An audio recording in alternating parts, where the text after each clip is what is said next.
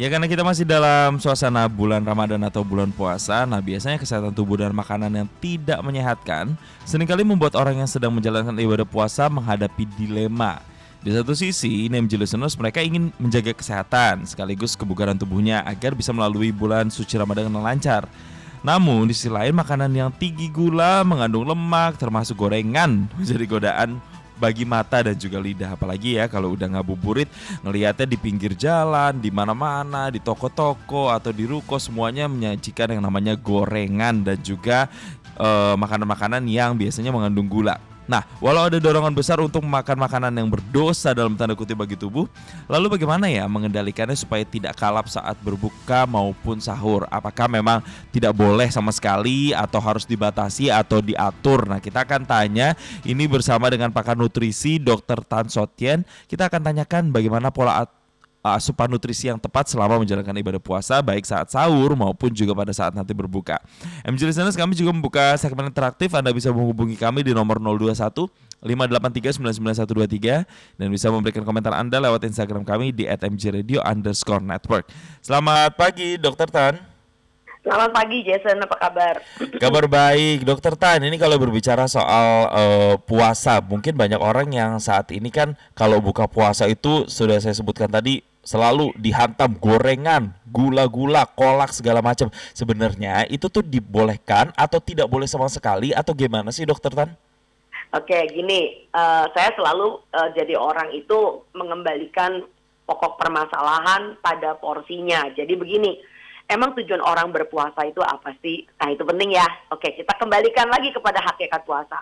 Jadi puasa Ramadan ini membedakan kita dari puasa cuma sekedar kayak model bule-bule itu mereka melakukan yang namanya intermittent fasting gitu ya istilahnya ya. Kalau puasa Ramadan itu maka yang terutama yang amat berutama bermain itu adalah bicara tentang kefitrian batin ya. Artinya kita ingin kembali menjadi fitri bersih gitu, resik gitu ya.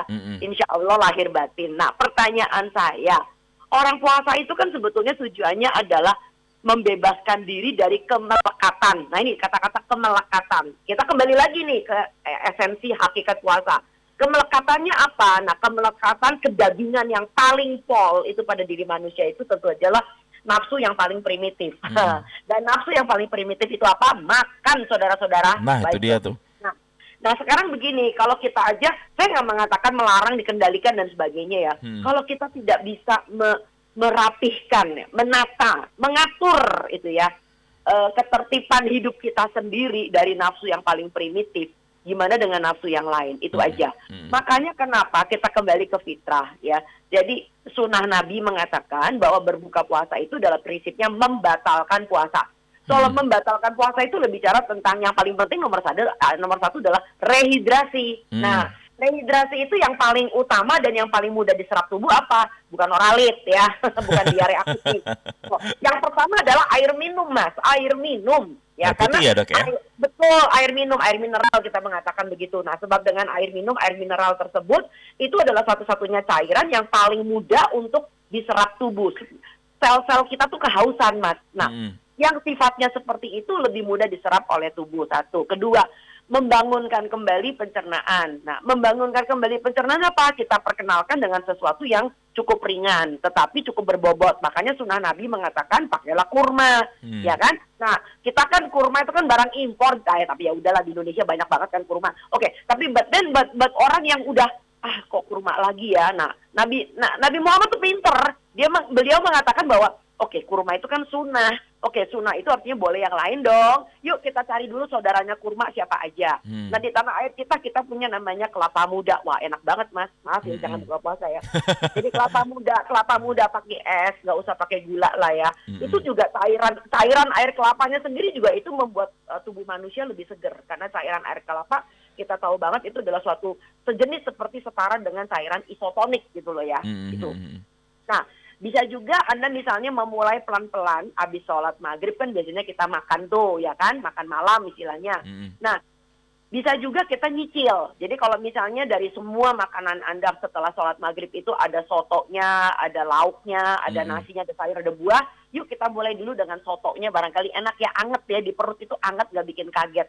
Jadi gitu aja. Jadi gini aja loh ya. Jadi sama seperti kayak kita belanja Mas.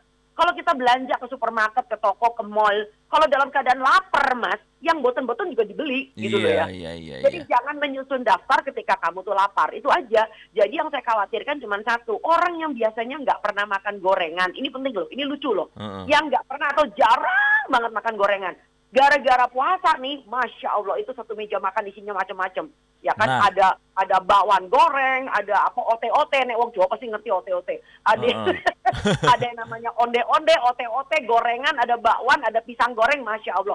Belum lagi ditambah yang manis. Wah, ini deadly partner ini. Ya, yang manis tuh. Yang tadinya sebetulnya nggak pernah dilirik di sebelah mata. Itu aja sih. Nah, tapi gini Dokter Tan, banyak yang kemudian memberikan excuse dalam tanda kutip untuk dirinya, kan puasa kan setahun sekali, jadi nggak apa-apa lah sebulan ini kalau tiap buka misalnya ada gorengan, ada kolaknya, ada bubur sumsumnya, ada es buahnya segala macam. Toh cuman pas bulan puasa, tapi kan kalau dipikir-pikir puasa 30 hari kalau tiap hari kayak gitu ada dampaknya nggak sih sebenarnya Dokter Tan? Itu cerdas. Itu cerdas. Udah, saya nggak berani banyak komen, takut dosa. Nah, yang Anda barusan ngomong itu cerdas. Ya, jadi begini. Sebab orang itu kalau sudah kepepet dengan yang namanya kepengen, orang udah kepepet dengan nafsu, maka mereka mengatakan, nggak apa-apa. Sama kayak orang selingkuh, nggak apa-apa, ini kan teman sendiri. Ini kan nggak apa-apa, kan teman sendiri. Nggak apa-apa kok, cuman pegangan tangan aja. Nggak apa-apa, kita nggak kontak badan kok, kita cuma SMS doang, cuman mesra gitu loh ya. But then you have all the excuses to say that you're right. Nah, omongan saya adalah there is no right way to do the wrong thing. Ya. Salah ya, karena tetap 30 hari diakumulasi, kalau kita tumpuk justru badan kita tuh kayak jadi tempat sampah begitu ya dokter ya. Ya boleh nggak 30 harinya itu justru kita pupuk, nah ini penting ya. Boleh nggak kebalikannya nih, 30 hari itu kita pupuk dengan kesabaran, dengan tawakal, dengan istiqomah, dengan persistent and being committed, itu penting. Karena justru puasa itu adalah tentang shaping apa? Shaping your wild mind, ya. Jadi membentuk pikiran-pikiran liar yang tidak terkendali, merapihkan nafsu-nafsu yang liar gitu ya. Jadi nafsu makan itu adalah salah satu keliaran dari hidup manusia, Mas. Justru ini harus dikontrol ya. Nah, dokter, kita tinggalkan buka puasa. Ada juga satu lagi yaitu aktivitas sahur di pagi hari.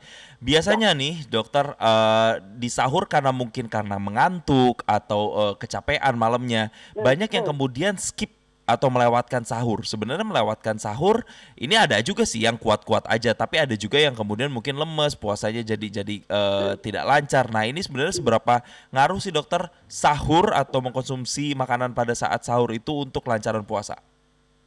Oke, pertanyaannya kembali lagi saya kembalikan kepada sunnah agama atau pada aturan orang berpuasa.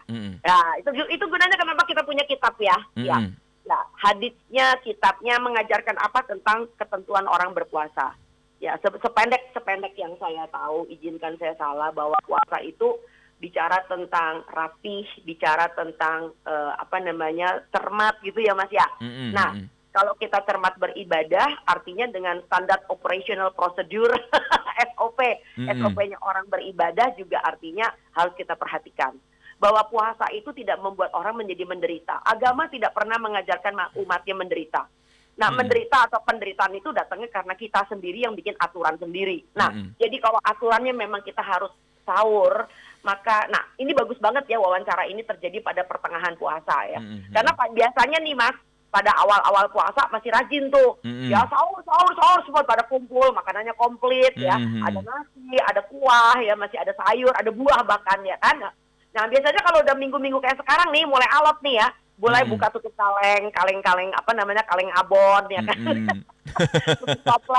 toples kering kentang. Jadi sahur itu udah nggak menarik lagi. Sahur itu udah nggak menarik lagi. Nah, akhirnya nanti menjelang minggu ketiga, akhirnya banyak orang yang sudah mulai meninggalkan sahur ya.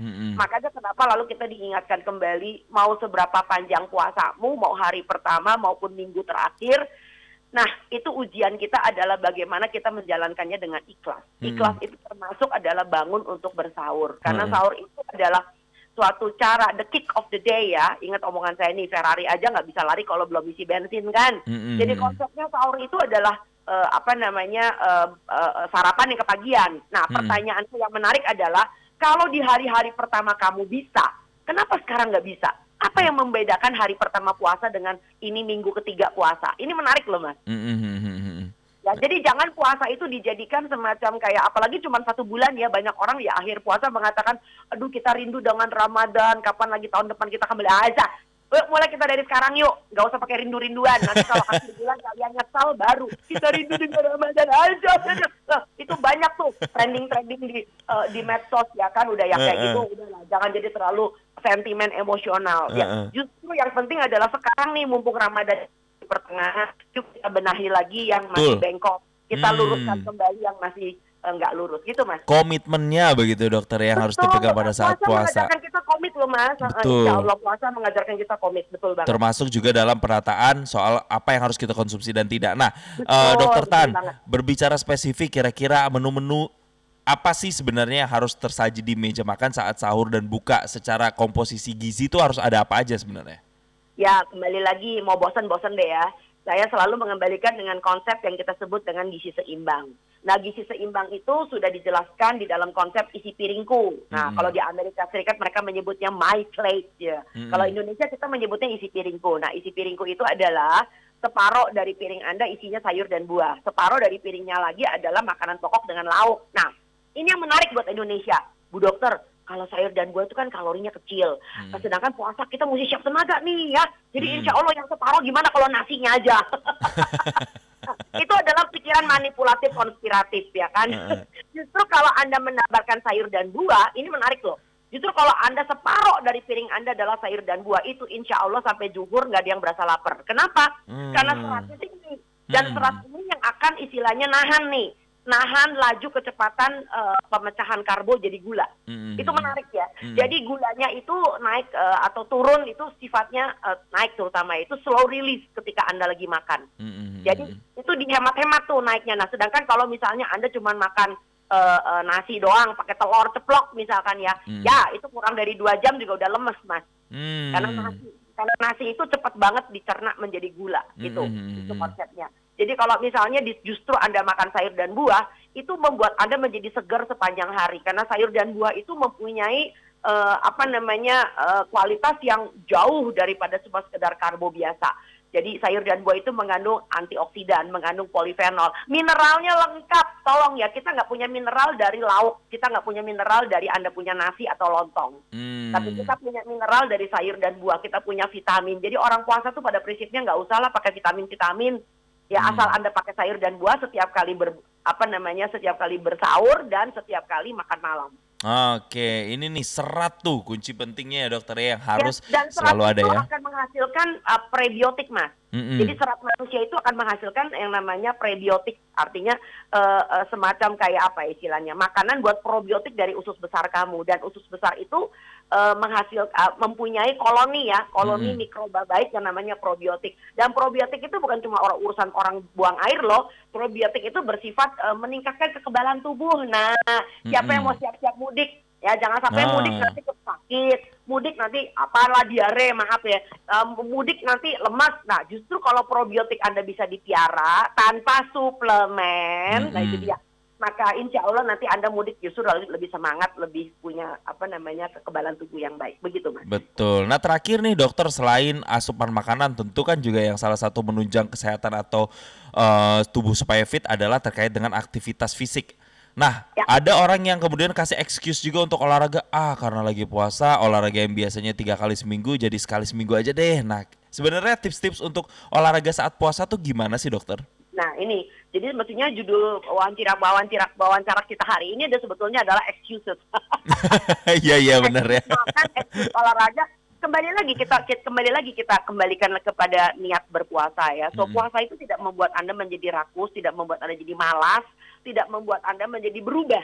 Yang berubah cuma satu, nilai batiniah Anda menjadi lebih baik itu ya. Gitu. Puasa membentuk orang menjadi lebih baik insya Allah. So jadi aktivitas fisik itu tidak menjadi suatu alasan untuk membuat Anda mengatakan bahwa oke, saya dong boleh malas dong, mager dikit dong karena saya puasa. Oh tidak, karena begini loh, walaupun Anda tidak olahraga ketika jam matahari terbit ya, Anda bisa melakukan olahraga kecil dengan cara misalnya kalau pergi terawih itu jalan kaki. Atau ya oke, kalau perginya cepet-cepet ya karena takut telat kan terawihnya ya. Setelah pulang terawih itu kiterin masjid tuh 4 atau 5 kali. Loh, Jalan ya. dong, gitu loh ya. Kiterin tuh masjid 4 atau 5 kali sambil wirid ya kan. Itu adalah suatu hal yang baik banget ya. Iya, Dan iya. kalau kamu kecapean, kamu haus, kamu bisa minum karena itu kan jamnya berbuka gitu loh ya. Nah, tapi kalau kamu olahraganya menjelang imsak, wah itu konyol. Kalau Anda kehausan, wah udah keburu imsak. Sebaliknya kalau ngabuburit olahraga, ya nanti kepalanya nyungsep di atas treadmill. Pingsan ya dok. Saudara-saudara. Iya. Ya artinya memang asupan makanan harus benar, harus memenuhi isi piringku Iya tadi, dong. ya kan? Dan kemudian aktivitas fisik bukan berarti ditinggalkan sama sekali, hanya kita manage Iya. aja waktu-waktunya ya dokter ya. Oh, cakep. Cakep. Ini semoga insight-insight ini bisa dipraktikkan, mengingat memang bulan puasa ini masih setengah jalan lagi menuju Idul Fitri. Semoga komitmennya bisa dipegang teguh sampai akhir. Terima kasih sekali lagi Pakar Sama-sama. Nutrisi Bismillah, Dr. puasanya Tansat. lancar semua. Oke, selamat pagi Jason. Selamat Wassalamualaikum pagi. warahmatullahi wabarakatuh. Waalaikumsalam, terima kasih dokter sudah memberikan pencerahan dalam program Morning Traffic, dan semoga kita semua yang berpuasa ini bisa menjaga pola makan selama bulan Ramadan dan tentunya aktivitas fisik tidak ditinggalkan. Salam sehat dan juga bagi Anda yang beraktivitas, selamat beraktivitas.